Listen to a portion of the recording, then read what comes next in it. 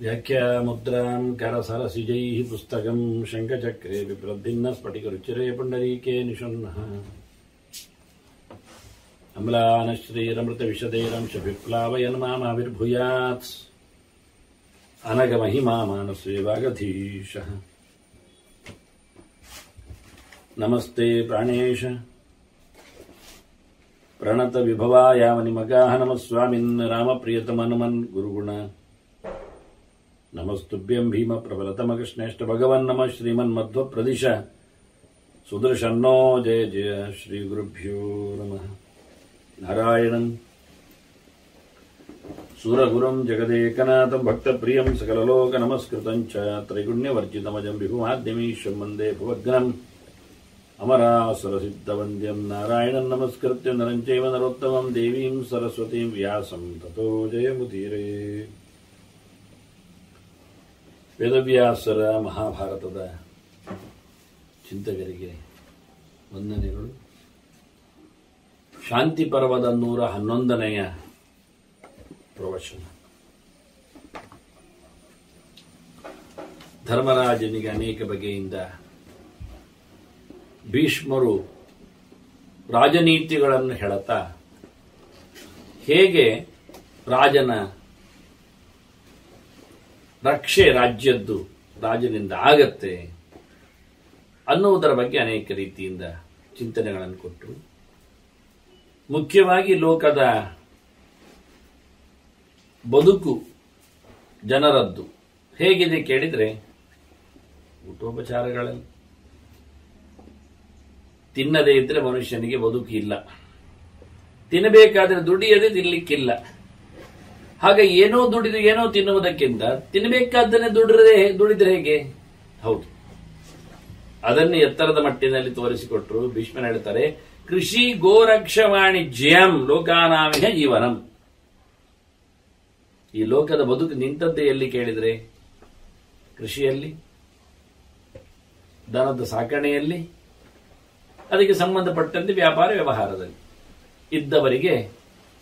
ಇದ್ದವರಲ್ಲಿನ ಸೊತ್ತು ಇಲ್ಲದವರಿಗೆ ತಲುಪಿಸುವ ವ್ಯವಸ್ಥೆ, ಬೇಕಾದವರಿಗೆ ಬೇಕಾದೆಡೆಗೆ ಬೇಕಾದ್ದನ್ನು ಕೊಡುವ ರೀತಿ. ಒಂದಿಷ್ಟು ದೊಡ್ಡ ಮಟ್ಟಿನಲ್ಲಿ ರೈತ ತೋಟಗಾರ ತೋಟದಲ್ಲಿ ಕಾಯಿ ಪಲ್ಯ ಏನು ಮಾಡಿದರೆ ಅದನ್ನು ಊರಿನವರಿಗೆಲ್ಲ ಹಂಚುತ್ತಾನೆ. ಇನ್ನೊಂದು ಕಡೆಯಲ್ಲಿ ಗದ್ದೆಯಲ್ಲಿ ಆದ ಭತ್ತವೋ ರಾಗಿಯೋ ಜೋಳವೋ ಇದ್ರೆ ಅವನು ಉಳಿದವರಿಗೆಲ್ಲ ಕೊಡುತ್ತಾನೆ. ಈ ಊರಿನಲ್ಲಿ ಎಲ್ಲವೂ ಇದೆ ಆದ್ರೆ ಪಕ್ಕದ ಊರಿಗೆ ಕೊಡುತ್ತಾನೆ. ಅದಕ್ಕೆ ವ್ಯವಸ್ಥೆ ರಾಜನೇ ಮಾಡುತ್ತಾನೆ. ಹಿಂದೆ ಭೀಷ್ಮರು ಹೇಳಿದ್ರು, ಗ್ರಾಮಕ್ಕೆ ಹೇಗಿರುತ್ತಾನೆ, 10 ಗ್ರಾಮ 20 ಗ್ರಾಮ 100 ಗ್ರಾಮ 1000 ಗ್ರಾಮ ಒಡೆಯ ಅಧಿಪತಿ, ಅವರೆಲ್ಲ ಒಬ್ಬರೊಬ್ಬರು ಸಂಬಂಧಪಟ್ಟುಕೊಂಡು ಅದನ್ನು ವ್ಯವಸ್ಥೆ ಪಡಿಸ್ತಾನೆ. ಅದನ್ನು ಮೊದಲು ಬೇಕಾದ್ದು ಮನುಷ್ಯನಿಗೆ ಬದುಕು, ತಿನ್ನಲು ಬೇಕಾಗಿರುತ್ತ ಸೊತ್ತುಗಳು, ಅದನ್ನು ಹೇರಳವಾಗಿ ವ್ಯವಸ್ಥಿತವಾಗಿ ಆತ ನಡೆಸಿಬಿಟ್ರೆ ಜನರು ಉಪವಾಸ ಬಿದ್ದು ಸಾಯುವುದಿಲ್ಲ, ಬಡತನದ ಬೇಗೆ ಇಲ್ಲ, ದುಡಿತಕ್ಕೇನು ಕಮ್ಮಿ ಇಲ್ಲ. ಇದರೊಟ್ಟಿಗೆ ಊಟಕ್ಕೆ ಉಪಚಾರಕ್ಕೆ ವ್ಯವಸ್ಥಿತಗೊಳಿಸಲಿಕ್ಕೋಸ್ಕರ ದನ ಮುಗೀತು. ಇನ್ನೇನು ಬೇಕು ಕೇಳುತ್ತಾರೆ ಅವರು. ಇಷ್ಟೇ ಊಟದ ವಸ್ತುಗಳ ತಯಾರಿ, ಅದಕ್ಕೆ ಅನುಕೂಲಕರವಾಗಿ ತುಪ್ಪ ಇತ್ಯಾದಿಗಳಿಗೋಸ್ಕರ ದನದಷ್ಟೇ ಹಾಲು ತುಪ್ಪ ಮೊಸರು, ಅದು ಯಜ್ಞೋಪಯೋಗಿ, ಅದು ವಿಷಯ ಬೇರೆ. ಮತ್ತೆ ಇದು ಬದುಕು ಇಷ್ಟನ್ನಿಟ್ಟುಕೊಂಡು ಇದನ್ನು ಕೊಡುಕೊಳ್ಳುವ ವ್ಯವಸ್ಥೆ. ವಾಣಿಜ್ಯ ಅಂದ್ರೆ ಹಾಗೆ, ಯಾರಿಗೆ ಬೇಕು ಯಾರಿಗೆ ಹಂಚಬೇಕು, ಅವರಿಂದ ಏನು ಪಡಿಬೇಕು, ಬೇಕಾದ್ರೆ ಬಾರ್ಟರ್ ಎಕ್ಸ್ಚೇಂಜ್, ಅದಕ್ಕೆ ಬೇಕಾಗಿರತಕ್ಕಂಥ ಮೌಲ್ಯ ವ್ಯವಸ್ಥೆ. ಹಾಗೆ ಈ ವ್ಯವಹಾರವನ್ನಿಟ್ಟುಕೊಂಡೇ ವಾಣಿಜ್ಯದಲ್ಲಿ ದೊಡ್ಡದು ಬೆಳೆದದ್ದು. ಯಾಕೆಂದ್ರೆ ಈಗ ದುಡ್ಡಿಲ್ಲ, ಬೇಕು ಅಂತ ಸಾಲ ಬಂತು, ಅದಕ್ಕೆ ಬಡ್ಡಿ ವ್ಯವಸ್ಥೆ ಬಂತು, ಅದನ್ನು ಹೆಚ್ಚಿನವ ತಂದಿಡುವಾಗ ಒಂದು ಬ್ಯಾಂಕಿಂಗ್ ಬಂತು. ಆನಂತರ ಬಹಳಷ್ಟು ವಿಚಿತ್ರವಾಗಿ ವ್ಯವಹಾರಗಳು ನಡೆದಾಗ ಅದಕ್ಕೆ ತೆರಿಗೆ ಬಂತು, ಕರ ಬಂತು, ಟ್ರಾನ್ಸ್ಪೋರ್ಟ್ ಬಂತು. ಒಂದು ಊರಿನ ಇನ್ನೊಂದೂರಿಗೆ ಅದನ್ನು ಒಯ್ಯಬೇಕಾದ್ರೆ, ಅದನ್ನು ಮಾರಿ ಬರಬೇಕಾದ್ರೆ ಮಾರಾಟಗಾರ ಬಂದ. ಅದನ್ನು ಯಾರಿಗೆ ಬೇಕು ಅಂತ ತಿಳ್ಕೊಂಡು ಬರಲಿಕ್ಕೆ ಸೆಲ್ಲರ್ಸ್, ಡಿಸ್ಟ್ರಿಬ್ಯೂಟರ್ಸ್ ಅಂತ ಹೇಳಿಕೊಂಡು ಬ್ರೋಕರ್ಸ್, ಹೀಗೆ ಒಂದೊಂದೇ ವ್ಯವಹಾರ ಬಂದ ತಕ್ಷಣ ಎಲ್ಲ ಬೆಳೀತದೆ. ಅದರ ಲೆಕ್ಕಪತ್ರ, ಶೋಧನೆ, ಪರಿಶೋಧನೆ, ಆಡಿಟಿಂಗ್, ಇವೆಲ್ಲ ವ್ಯವಸ್ಥೆಗಳು ಬಂದವು. ಹೀಗಾಗಿ ಬಹಳ ದೊಡ್ಡ ಮಟ್ಟಿನಲ್ಲಿ ಆವತ್ತೇ ಭೀಷ್ಮರು ಹೇಳಿಬಿಟ್ಟಿದ್ದಾರೆ, ರಾಜ್ಯ ಬದುಕು ಅಂದ್ರೆ ಕೃಷಿ ಗೋರಕ್ಷ ವಾಣಿಜ್ಯಂ ಲೋಕಾನಮಿಹ ಜೀವನಂ. ಇದು ಲೌಕಿಕ ಆಯಿತು. ಇದಕ್ಕೊಂದು ಮೆರುಗು ಕೊಡ್ಲಿಕ್ಕೆ ಅತ್ಯಂತ ಎತ್ತರವಾದ ಪ್ರಶಸ್ತವಾದ ಮತ್ತೊಂದು ವೃತ್ತಿಯ ಬಗ್ಗೆ ತಿಳಿಸಿಕೊಡುತ್ತಾನೆ. ಊರ್ಧ್ವಂಚೈವ ತ್ರೈವಿದ್ಯಾ ಸಾ ಭೂತಾನ್ ಭಾವಯತ್ಯುತ. ಇದಕ್ಕೆ ಮಿಗಿಲಾದ ಒಂದು ಬದುಕು ಉಂಟು ಕೇಳಿದ್ರೆ ಅದು ವೈದಿಕವಾದ ಬದುಕು. ಇದು ಲೌಕಿಕ, ಅದು ವೈದಿಕ. ಅಧ್ಯಯನ ಓದುವುದು. ಇದೇ ನೋಡಿ, ಅವ ಮಾಡಿದ್ದು ಕೃಷಿ ಪದವಿ ಅಲ್ಲ, ಓದುಗ, ಅದು ವಿಷಯವೇ ಬೇರೆ, ಅದರಲ್ಲಿ ಏನಿಲ್ಲ. ದನ ಸಾಕಾಣೆ ಬಗ್ಗೆ ವ್ಯವಸ್ಥೆಯನ್ನು ಅಲ್ಲ, ಆ ವ್ಯವಸ್ಥೆಯನ್ನು ಹೇಳಿದ್ದಿಲ್ಲ. ವ್ಯಾಪಾರ ವ್ಯವಹಾರಗಳ ಬಗ್ಗೆ ಹೇಳಿದ್ದಲ್ಲ. ವೇದದಲ್ಲಿ ಇರತಕ್ಕ ಸಂಗತಿಗಳು, ವೇದ, ಪುರಾಣ, ಇತಿಹಾಸ, ಬ್ರಹ್ಮಸೂತ್ರ, ಸಂಹಿತೆಗಳು, ಇವೆಲ್ಲಲ್ಲಿ ಇರತಕ್ಕಂಥ ವಿಷಯಗಳು ಎಲ್ಲ ಅದಕ್ಕೆ ಸಂಬಂಧಪಟ್ಟವುಗಳೆಲ್ಲ. ಅದಕ್ಕೆ ಸಂಬಂಧಪಟ್ಟವುಗಳು ನಡುವೆ ಪ್ರಾಸಂಗಿಕವಾಗಿ ಬರಬಹುದು, ಅದು ಮುಖ್ಯ ಅಲ್ಲ. ಅದನ್ನ ಅಧ್ಯಯನ, ಭಗವದೆಚ್ಚರ, ವೇದಾಂತ, ಶಾಸ್ತ್ರ ಚಿಂತನೆ, ಇವೆಲ್ಲಕ್ಕಿಂತ 3 ಕಥೆಗಳಿಗಿಂತ ಮಿಗಿಲಾಗಿದೆ. ಆದ್ರೆ ಇದರಲ್ಲಿ ಹೊಟ್ಟೆ ತುಂಬುತ್ತಾ ಕೇಳ್ಬೋದು ನೀವು. ಈಗ ಇದಕ್ಕೆ ಇಂಟರ್ಲಿಂಕ್ಸ್ ಮಾಡಿಸುವ ವ್ಯವಸ್ಥೆ ಕೇಳಿದ್ರೆ, ಕೃಷಿಯಲ್ಲಿ ಬಂದಿರತಕ್ಕಂಥ ಸೊತ್ತುಗಳನ್ನು ಮನುಷ್ಯ ತಿನ್ನುವ ಮುಂಚೆ ಆಗ್ರಣೇಷ್ಟಿ ಅಂತ ಇದೆ, ಹೊಸತು ಊಟ ಅಂತ ಇದೆ, ತಂದು ದೇವರಿಗೆ ಸಮರ್ಪಿಸಿಕೊಂಡು. ಹೀಗಾಗಿ ಇದನ್ನು ವೈದಿಕವಾಗಿ ಧಾರ್ಮಿಕವಾಗಿ ಪರಿವರ್ತಿಸುವ ರೀತಿಗಳು. ಆನಂತರ ತಾನು ಮಾತ್ರ ಉಣ್ಣದೆ 10 ಜನರಿಗೆ ಊಟ ಹಾಕಿ ತಿನ್ನುವ ಕ್ರಮ, ಇದು ಆತಿಥ್ಯ ಆಯಿತು, ದಾನ ಆಯಿತು, ಅನ್ನದಾನ ಆಯಿತು, ಇದೊಂದು ಮುಖ ಬಂತು. ಆನಂತರ ಅದನ್ನು ಯಜ್ಞದಲ್ಲಿ ಉಪಯೋಗಿಸಿಕೊಳ್ಳುವ ಕತೆ, ಹವಿಸ್ಸನ್ನು, ಪಾಯಸವನ್ನು, ಚರುವನ್ನು ನಡೆಸುವ ಮೂಲಕ. ಆನಂತರ ಕೃಷಿಯಲ್ಲಿ ಬರುವಂತೆ ಮರಮಟ್ಟುಗಳು ಬಂದಾಗ ಅವುಗಳದ್ದು ಸಮಿತಿಗಳು, ಅವುಗಳ ಆಹುತಿ ವ್ಯವಸ್ಥೆಗಳು. ಹೀಗೆ ಯಜ್ಞಕ್ಕೆ ಹೋದಾಗ ಇನ್ನು ಮತ್ತೆ ಕಂಬ, ಯೂಪ, ಅದರಲ್ಲಿ ಪ್ರಾಣಿ ಬಲಿ, ಆಡು, ಗೋರಕ್ಷೆಯಲ್ಲಿ ಗೋ ಮಾತ್ರ ಅಲ್ಲ, ಗೋವಿನ ಜೊತೆಯಲ್ಲಿ ಅಜ, ಅವಿ ಎಲ್ಲ ಬರ್ತದೆ. ಹೀಗೆ ದನ ಸಾಕಾಣೆಯಿಂದ ಬರತಕ್ಕದ್ದು ವ್ಯವಸ್ಥೆಯಲ್ಲಿ ಅಗ್ನಿಹೋತ್ರ, ಅದಕ್ಕೋಗಿ ಅಗ್ನಿಹೋತ್ರೆಯಿಂದಲೇ ಸರ್ ಅದಕ್ಕೆ ದನಕ್ಕೆ ಇನ್ನೊಂದು ಕಡೆಯಲ್ಲಿ ಅದರ ಹಾಲು ಉಪಯೋಗಕ್ಕೆ, ಅದರಂತೆ ತುಪ್ಪ ಮಾಡಲಿಕ್ಕೆ ಆಹುತಿಗಳಿಗೆ. ಆನಂತರ ವ್ಯವಹಾರದಲ್ಲಿ ಇದನ್ನು ಕೊಡುಗೊಳ್ಳುವ ವ್ಯವಸ್ಥೆ ಮಾಡತಕ್ಕಂಥ ಕಥೆಗಳು ಬೇಕಾಗ್ತವೆ. ಹೀಗಾಗಿ ಯಜ್ಞೋಪಯೋಗಿಯಾಗಿ ಚಿಂತನೆ ಮಾಡಲಿಕ್ಕೆ ಹೋದ್ರೆ ವೇದದ ಸ್ಪರ್ಶ ಬಂದಾಗ ಲೌಕಿಕವಾದ ವೃತ್ತಿಯೂ ಸಹ ವೈದಿಕಕ್ಕಾಗಿ ಆಗ್ತದೆ. ದನವನ್ನು ಸಾಕುವುದು ತನಗೆ ತಿನ್ನಲು ಮಾತ್ರ ಅಲ್ಲ, ಏಪಜಂತ್ಯಾತ್ಮಕಾರಣ ಭುಜತೆ ತೇತು ಅಘಂಪಾಪ, ತಾನು ಮಾತ್ರ ತಿಂದ್ರೆ ದೇವರಿಗೆ ಒಪ್ಪಿಸದೆ ಕೊನೆಯ ಪಕ್ಷ ಯಜ್ಞ ಯಾಗಗಳು ಇವತ್ತಿಲ್ಲ ಅಂತಾದ್ರೂ ಒಂದು ಉಪಾಯ ಉಂಟು. ಪ್ರತಿನಿತ್ಯ ಹಾಲು, ತುಪ್ಪ ಅಗ್ನಿಯಲ್ಲಿ ಆಹುತಿ ಕೊಟ್ಟ ಬಳಿಕ ಮನುಷ್ಯ ತಿನ್ನುತ್ತಾ ಇದ್ದಲ್ಲ, ಇವಾಗ ಅದು ಇಲ್ಲ ಆಗತ್ತಲ್ಲ. ದನ ಸಾಕಿ ನಾವು ತಿಂದಾಗ ಅಲ್ವಾ ಅಂದ್ರೆ ಅದರ ಹಾಲನ್ನು ದೇವರಿಗೆ ಸಮರ್ಪಣೆ ಮಾಡಬಹುದು, ಅಭಿಷೇಕ ಮಾಡಬಹುದು, ಒಂದಿಷ್ಟು ತುಪ್ಪವನ್ನು ದೇವರಿಗೆ ದೀಪವನ್ನಾಗಿ ಹಚ್ಚಬಹುದು, ಹಚ್ಚಬೇಕು. ಅಗ್ನಿಹೋತ್ರ ಅಂದ್ರೆ ಅದುವೇ ದೇವರಿಗೆ ದೀಪ ಹಚ್ಚುವುದ ತುಪ್ಪದಿಂದ, ಮತ್ತು ಊಟ ಮಾಡುವುದು, ಒಂದು ಊಟಕ್ಕೆ ತೆಗೆಯುವುದು ಪ್ರಸಾದವಾಗಿ ಅಂತ. ಹೀಗೆ ಭಗವಂತನ ಎಚ್ಚರದಲ್ಲಿ ನಡೆಸಿಕೊಟ್ಟಾಗ ಇದು ಉಚ್ಚವಾದ ಧರ್ಮ ಆಯಿತು. ಈಗೇನಾಯಿತು, ವ್ಯಾಪಾರ ವ್ಯವಹಾರಗಳಲ್ಲಿ ವೈಶ್ಯ ಧರ್ಮ ಸೇರಿಕೊಂಡ್ರೆ ಅವರನ್ನು ಕಳ್ಳಕಾಗರು ಉಪಟಳಗೊಳಿಸದಂತೆ, ಅಲ್ಲಿ ಕಾಡಾನೆಗಳು ಅಥವಾ ಕಾಡು ಮೃಗಗಳು ತೊಂದರೆ ಮಾಡದಂತೆ ರಕ್ಷಣೆಗಾಗಿ ಕ್ಷತ್ರಿಯ ಬಂದರೆ, ವ್ಯಾಪಾರ ವ್ಯವಹಾರಿಗಳು ಗುಡ್ಡಗಾಡು ಪ್ರದೇಶಗಳಲ್ಲಿ ಕಾಡು ಮೇಡುಗಳಲ್ಲಿ ತಿರುಗುವಾಗ ರಕ್ಷಣೆಗೋಸ್ಕರ ರಾಜಭಟರನ್ನು ರಾಜನಿಟ್ರೆ, ಅದನ್ನ ರಾಜನಿಗೂ ಈ ವೈಶ್ಯರ ಕೃಷಿ ಗೋರಕ್ಷೆ ವಾಣಿಜ್ಯಾದಿಗಳಿಗೂ ಬೇಕಾದಷ್ಟು ಹತ್ತಿರದ ನಂಟಿರುವುದರಿಂದ ಧನಿಕರಿಂದೆಲ್ಲ ರಾಜನಿಗೆ ಪೋಷಣೆ ಆಗ್ತದೆ, ಟ್ಯಾಕ್ಸ್ ಹೆಚ್ಚು ಬರ್ತದೆ. ಈ 2 ವರ್ಗದವರನ್ನು ಬಿಟ್ಟರೆ ಮತ್ತು ಉತ್ತಮವಾದ ವರ್ಗದವರು ಬ್ರಾಹ್ಮಣರು ಅನಿಸಿಕೊಂಡಾಗ ಅವರಿಗೆ ಏನು ಕೆಲಸ? ಅವರು ನೇಗಿಲು ಹಾಯಿಸುವುದಿಲ್ಲ, ಪ್ರಾಣಿ ವಧೆಯನ್ನು ಇಷ್ಟಪಡುವುದಿಲ್ಲ. ಹೀಗಾಗಿ ಅವರಿಗೇನು ವ್ಯವಸ್ಥೆ? ಅವರು ವ್ಯಾಪಾರ ವ್ಯವಹಾರದಲ್ಲಿ ಕೂತ್ಕೊಳ್ಳುವುದಿಲ್ಲ, ಅವರ ಬಳುವಳಿ ಬೇರೆ ಇದೆ, ಅದನ್ನು ಅವರು ಮುಂದುವರಿಸಬೇಕು. ಆದ್ರಿಂದ ಅವರಿಗೆ ವೇದ ಪ್ರಧಾನವಾದ ಚಿಂತನೆ, ಅಧ್ಯಯನ ಇದು ನಡೆಸಲಿಕ್ಕೆ ಹೇಳ್ತಾರೆ. ಹೀಗೆ ಬಹಳ ಚಂದವಾಗಿ ಲೋಕದ ವಾರ್ತೆ ಹೇಗೆ ನಡೀತದೆ ಎನ್ನುವುದೊಂದು ಗೆರೆಯಲ್ಲಿ ತೋರಿಸಿಕೊಟ್ಟು ಇಷ್ಟೇ ಜಗತ್ತಿನ ಕಥೆ ವ್ಯಾಪಾರ ವ್ಯವಹಾರ ಅಂತಾನೆ. ತಸ್ಯಾಂ ವೈ ವರ್ತಮಾನಾಯಾಮ್ ಯೇಸ್ಯು ತತ್ ಪರಿಪಂಥಿನಃ. ವೇದ ಧರ್ಮವನ್ನು ಉಳಿಸಿಕೊಳ್ಳುವುದು ನಾನೀಗ ಹೇಳಿದೆ ಅದೊಂದು ಪ್ರತ್ಯೇಕ ಅಲ್ಲ, ಅದು ಕೃಷಿಗೂ ರಕ್ಷಿ ವಾಣಿಜ್ಯಕ್ಕೆ ಸಂಬಂಧಪಟ್ಟಂತೆ ಉಂಟು. ಉಳಿದ ಜನರನ್ನು ಸಹ ಅದು ಮುಟ್ಟಿಕೊಂಡಿದೆ, ಬಾಚಿಕೊಂಡಿದೆ ಅಂತ. ಅದರಿಂದ ಒಂದೊಮ್ಮೆ ಎತ್ತರವಾದಂತಹ ಚಿಂತನೆ ಅದು ಬೇಡ ಅಂದ್ಬಿಟ್ರೆ ಯಾರಿಗೊತ್ತ್ರಿ, ಯಾರಿಗೆ ಬೇಕ್ರಿ?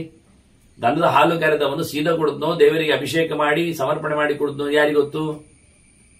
ಅದನ್ನು ಪಯಶ್ರಿತ ಮಾಡಿ ಪಾಯಸ ಮಾಡಿ ಚರವನ್ನಾಗಿಸಿ ಅಗ್ನಿಯಲ್ಲಿ ಆಹುತಿ ಕೊಟ್ಟು ತಿಂದ ಅಂದೇನು ಗೊತ್ತು? ತುಪ್ಪ ಮಾಡಿದ ಆಹುತಿ ಕೊಟ್ಟ ದೀಪ ಹಚ್ಚಿದ ಹೇಗೆ ಗೊತ್ತು? ಅದಕ್ಕೆ ಹೇಳ್ತಾರೆ, ಯಾರು ಒಳ್ಳೆಯ ಕೆಲಸಗಳನ್ನು ವಿರೋಧಿಸ್ತಾರೆ, ನಡೆಸುವುದಿಲ್ಲ, ಅಧ್ಯಯನವನ್ನು ಉಳಿಸುವುದಿಲ್ಲ, ವೇದವನ್ನು ಪುರಸ್ಕರಿಸುವುದಿಲ್ಲ, ಅಂತವರು ಕಳ್ಳರು ಅಂತ ಅರ್ಥ. ಅವರು ವಿರೋಧಿಗಳು, ಶಾಸ್ತ್ರ ವಿರೋಧಿಗಳು, ಧರ್ಮ ವಿರೋಧಿಗಳು. ಅಂತವರನ್ನು ಕಳ್ಳರನ್ನು ಹೊಡಿಲೇಬೇಕು. ದಸ್ಯವಹ ತದ್ವಧಾಯೇಹ ಬ್ರಹ್ಮಾಕ್ಷತ್ರಂ ಅಥಾಸೃಜತ್. ಹಿಂದೆ ಬ್ರಹ್ಮದೇವ ಸೃಷ್ಟಿಯಲ್ಲಿ ಕ್ಷತ್ರಿಯನ್ನು ತಂದದ್ದಕ್ಕೆ ಯಾರು ವೇದ ಧರ್ಮಗಳನ್ನು ವಿರೋಧಿಸ್ತಾರೆ ಅಂತ ಕಳ್ಳರನ್ನು ಮಟ್ಟ ಹಾಕಲಿಕ್ಕೆ, ಹೊಡಿಲಿಕ್ಕೆ. ಅದರಿಂದ ವಿಶೇಷವಾಗಿ ಕ್ಷತ್ರಿಯನಾದವ ವೈದಿಕ ವೃತ್ತಾಂತವನ್ನು ಉಳಿಸುತ್ತಾ ಲೌಕಿಕವಾದ ಕರ್ಮಗಳಿಗೆ ಹೆಚ್ಚು ಪ್ರಾಶಸ್ತ್ಯ ಕೊಡಬೇಕು ಅಂತ.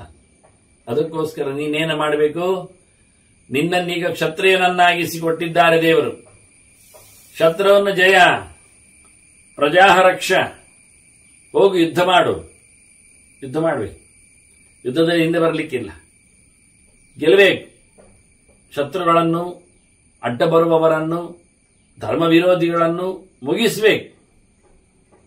ಹಾಗೆ ಮಾಡುವ ಮೂಲಕ ಪ್ರಜೆಗಳ ರಕ್ಷಣೆ ಮಾಡಲಿಕ್ಕೆ ನೀನು ರಾಜ ಅಲ್ವಾ? ರಾಜ ನೆನೆಸಿಕೊಳ್ಬೇಕಾದ್ರೆ ಪ್ರಜಾಪಾಲನೆಯಿಂದಲೇ ಒಳ್ಳೆ ರೀತಿಯಲ್ಲಿ ಪ್ರಜಾಪಾಲನೆ ಮಾಡುತ್ತಾ ಮತ್ತೆ ಅನೇಕವಾದ ಯಜ್ಞಯಾಗಗಳಿಂದ ದೇವರನ್ನು ಸಂತೋಷಪಡಿಸಿ. ಯಜಸ್ವ ಪೂರ್ವ ಕೃತಭಿಹಿ, ಬೇಕಾದಷ್ಟು ಯಜ್ಞಯಾಗಗಳು ಅದನ್ನು ನಡೆಸ್ತಾ ನೀನು ಪರಲೋಕವನ್ನು ಪಡೀಲಿಕ್ಕೆ ಆಗ್ತದೆ.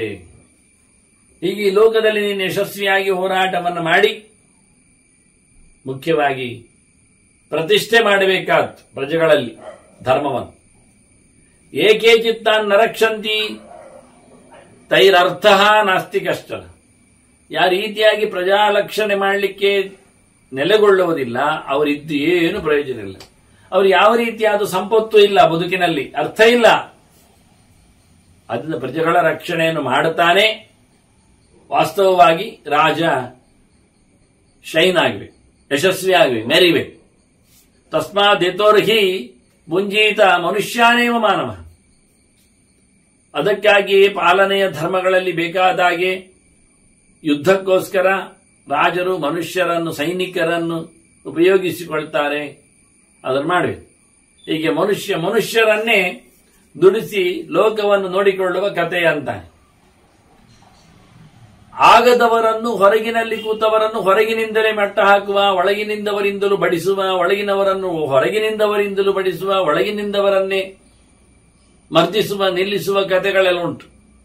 ಅನೇಕ ಆಯಾಮಗಳಿಂದ ಶತ್ರುಗಳನ್ನು, ದೋಷಗಳನ್ನು, ತಪ್ಪುಗಳನ್ನು ನಿಲ್ಲಿಸಲಿಕ್ಕೆ ಆಗ್ತದೆ. ಆಂತರೇಭ್ಯ ಪರಾನ್ನ ರಕ್ಷನ್. ಒಳಗಿನ ತನ್ನ ಸೈನಿಕರಿಂದ, ಜನರಿಂದ, ಅತ್ಯಂತ ಆತ್ಮೀಯರಿಂದ, ಗೊತ್ತಾಗದವರಿಂದ ಒಂದು ದೃಷ್ಟಿಯಿಂದ ಪರಕೀಯರನ್ನು ಬಡಿಬೇಕು, ಅವರನ್ನು ರಕ್ಷಣೆ ಮಾಡಬೇಕು, ಅವರನ್ನು ಉದ್ಧಾರ ಮಾಡಬೇಕು. ಹೊರಗಿನವರ ಒಂದೊಮ್ಮೆ ಒಳಗಿನವರಿಂದ ಹೊರಗಿನವರಿಗೆ ತೊಂದರೆ ಇದ್ರೆ, ಹೊರಗಿನಿಂದ ಒಳಗಿನವರಿಗೆ ತೊಂದರೆ ಇದ್ರೆ ಅದನ್ನೆಲ್ಲ ಗಮನಿಸಬೇಕು. ಅವನು ಪರೇಭ್ಯ ಪುನರಾಂತರಾನ್ ರಕ್ಷೇತ್.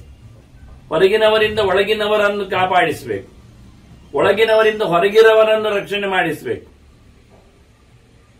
ಮತ್ತೆ ಹಾಗೆ ಪರೇಭ್ಯ ಸ್ವಾಂಸೇಭ್ಯ, ಅಲ್ಲಿಂದಲ್ಲಿಯೇ ಇಲ್ಲಿಂದ ಅಲ್ಲಿಗೆ ಹೊರಗಿನವರನ್ನು ಹೊರಗಿನಿಂದಲೇ ರಕ್ಷಣೆ ಮಾಡಲಿಕ್ಕೆ, ಬಡಿಲಿಕ್ಕೆ, ನೋಡಲಿಕ್ಕೆ, ಓಡಿಸಿಕೊಳ್ಳಲಿಕ್ಕೆ, ಒಳಗಿನವರನ್ನು ಒಳಗಿನವರಿಂದಲೇ ಕಾಪಾಡಿಕೊಳ್ಳುವಂತೆ ಮಾಡಲಿಕ್ಕೆ ಎಲ್ಲ ಉಂಟು. ಇದೆಲ್ಲ ಅನೇಕ ಆಯಾಮಗಳು. ಹೊರಗಿನ ಶತ್ರುಗಳನ್ನು ಒಳಗಿನ ಸೈನಿಕರಿಂದ, ತನ್ನವರಿಂದ, ಕೆಲವೊಮ್ಮೆ ಹೊರಗಿನ ಶತ್ರುಗಳನ್ನು ಹೊರಗಿನ ಇತರ ದೇಶಗಳ ರಾಜರುಗಳಿಂದಲೇ ಅಲ್ಲಿಂದ ಅಲ್ಲಿಗೆ, ಹಾಗೆ ಒಳಗಿನ ಶತ್ರುಗಳನ್ನು ಹಿತೈಷಿಗಳನ್ನು ಅನ್ಯಾಯಗಾರರಾಗಿದ್ದರಂತವರನ್ನು ಹೊರಗಿನವರಿಂದ ಹಿಡಿಸಿ ಹಾಕ್ಲಿಕ್ಕೆ ತಾನು ಹೇಳಿಸುವುದಲ್ಲ. ಕೆಲವೊಮ್ಮೆ ಒಳಗಿನವರಿಂದಲೇ ಹಿಡಿಸಿ ಹಾಕಬೇಕಾಗ್ತದೆ. ಅವನ ಕೆಲಸವನ್ನು ಇವನು ಹಿಡಿದು ತೋರಿಸಿಕೊಡ್ಬೇಕು ಅನ್ಯಾಯ. ಹೀಗೆ ಒಳಗಿನವರನ್ನು ಒಳಗಿನವರನ್ನು ಹೊರಗಿನವರಿಂದ, ಅದರಂತೆ ಹೊರಗಿನವರನ್ನು ಒಳಗಿನವರಿಂದ, ಹೊರಗಿನವರನ್ನು ಈಗ ಒಂದು 4 ರೀತಿಯಿಂದ ಗೆಲ್ಲುವ ವ್ಯವಸ್ಥೆ. ಅದರಲ್ಲಿಯೂ ತನ್ನವರಲ್ಲ ಅಲ್ಲದವರಂತ ಮಾಡಿಕೊಂಡು ತನ್ನವರಿಂದ ಉಳಿದವರ ಹಿಡಿತವನ್ನು ಸಾಧಿಸುವುದು, ಉಳಿದವರಿಂದ ತನ್ನವರ ಹಿಡಿತವನ್ನು ಸಾಧಿಸುವುದು. ಒಟ್ಟಾರೆ ಎಲ್ಲ ಜನರನ್ನು ಸಹ ಚೆನ್ನಾಗಿ ನೋಡಿಕೊಳ್ಳುವುದು ರಾಜನ ಕರ್ತವ್ಯ. ಸರ್ವಾನ ಪಾಲಯ ನಿತ್ಯದ. ಮುಖ್ಯವಾಗಿ ಆತ್ಮಾನಂ ಅಲ್ವಾ, ಆತ್ಮಾನಂ ಸರ್ವತೋ ರಕ್ಷನ್ ರಾಜನ್ ರಕ್ಷಸ್ವ ಮೇದಿನಿ. ನಿನ್ನನ್ನು ನೀನು ಕಾಪಾಡಿಕೊಳ್ಳದಿದ್ರೆ ಊರನ್ನು ನೋಡಿಕೊಳ್ಳುವುದು ಹೇಗೆ? ಆತ್ಮ ಮೂಲವಿದಮ್ಮಲ್ವಾ. ನೀನಿಲ್ಲದಿದ್ರೆ ರಾಜ್ಯದ ಕಥೆಯನ್ನು. ಅದನ್ನ ವ್ಯಕ್ತಿ ತನ್ನನ್ನು ಚೆನ್ನಾಗಿ ಕಾಪಾಡಿಕೊಂಡು ಊರನ್ನು ನೋಡಿಕೊಳ್ಳಬೇಕು. ಅದಕ್ಕೆ ಭಾರಿ ಮುರ್ತುವಜ್ಜಿ ವಹಿಸಬೇಕು. ತುಂಬಾ ಜನ ತುಂಬಾ ರೀತಿಯಿಂದ ರಾಜನನ್ನು ದುರ್ಬಳಕೆ ಮಾಡಿಕೊಳ್ಳುತ್ತಾರೆ. ಹಾಗಾಗಿ ರಾಜ ಭಾರಿ ಎಚ್ಚರದಿಂದ ಪ್ರತಿನಿತ್ಯ ತನ್ನಲ್ಲಿ ಏನು ಡ್ರಾಬ್ಯಾಕ್ ಇದೆ, ಲೂಸ್ ಫೋಲ್ ಇದೆ, ಸಿಕ್ಕಿಬೀಳುವ ಅಂಶಗಳಿವೆ, ದೋಷ ಇದೆ, ಅದನ್ನು ಪರಿಗಿಸಬೇಕು ಅವನು. ಉಳಿದವರು ದುರ್ಬೀನಿಡು ದೊಡ್ಡದು ಮಾಡಿ ನೋಡ್ತಾರೆ ಅದನ್ನು ಭೂತಕನ್ನಡಿಯಲ್ಲಿ, ಸಣ್ಣದಿದ್ರು ಸಹ. ಅದನ್ನು ರಾಜನು ಸಹ ಚೆನ್ನಾಗಿ ಅರಿತಿರಬೇಕು. ಕಿಂ ಚಿತ್ರಂ ಕೋನು ಸಂಗೋಮೆ ಕಿಂ ವಾಸ್ತಿ ಅವಿನಪಾತಿತಂ. ನಾನು ನನ್ನಲ್ಲಿ ಬಂದಿರತಕ್ಕ ದೋಷವನ್ನು ಒರೆಸಿಕೊಳ್ಳದ ಕತೆ ಏನು ಬಾಕಿ ಉಳಿದಿದೆ, ಯಾವುದು ಪೆಂಡಿಂಗ್ ಇದೆ, ಎಲ್ಲಿ ನಾನು ಸಿಕ್ಕಿಬಿದ್ದಿದ್ದೇನೆ, ಯಾರ ಜೊತೆಯಲ್ಲಿ ನಾನು ಅಂಟಿಕೊಂಡಿದ್ದೇನೆ, ಇದನ್ನೆಲ್ಲ ಪ್ರತಿನಿತ್ಯ ನೋಡ್ಬೇಕಂತೆ.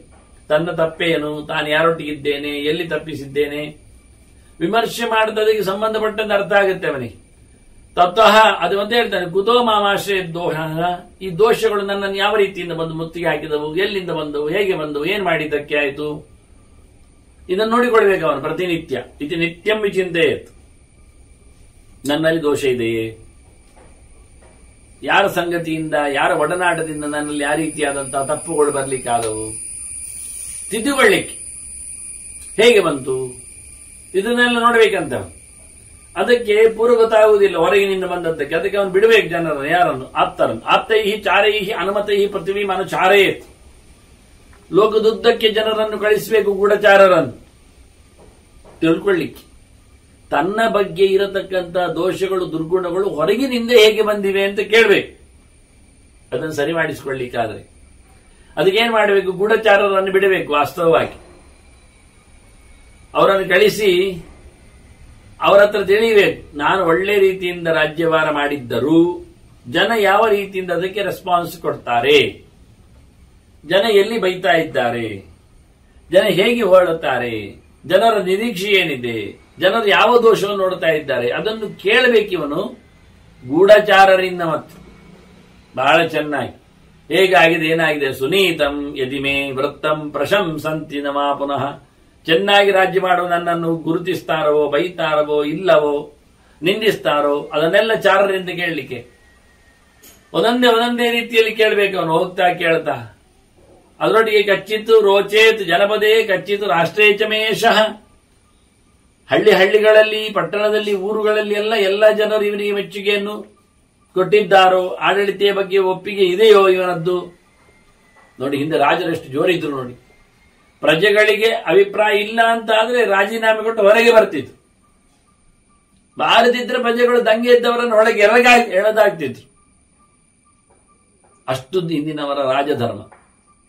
ಪುರೋಹಿತರದ್ದೇ ಕಾರಣ, ಜನರದ್ದೇ ವಿಶೇಷವಾದ ವ್ಯವಸ್ಥೆ, ಬಲ.